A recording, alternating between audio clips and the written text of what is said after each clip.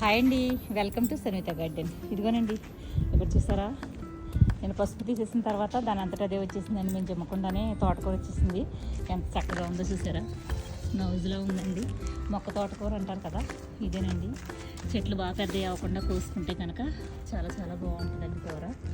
ఇదిగో నేను ఈరోజు కొంచెం హార్వెస్ట్ చేసుకుందామని పెద్ద పెద్దదంతా కూడా హార్వెస్ట్ చేస్తున్నానండి. చాలా చాలా బాగుంటుంది. పాలు పోసుకుని వండుకుంటేనండి, అందులో పాలు పోసుకుని వండుకుంటే చెప్తుందా, చాలా బాగుంటుందండి కూర. మొక్క తోటకూర కదా, చూసారా ఎంత బాగుందో, సూపర్ ఉందండి బాబు. చూసారు కదా, ఇంకా ఉంది. అలాగా ఎప్పటికప్పుడు పెద్ద చెట్లన్నీ ఇలా పీకేసుకుంటా, మొత్తం అంతా రిమూవ్ చేసేస్తా చక్కగా. ఇలాగా ఎప్పటికప్పుడు మనకు కావాల్సింది ఒక గుప్పుడు ఆకు పట్టుకెళ్తే మనకు కూరకు సరిపోద్దండి.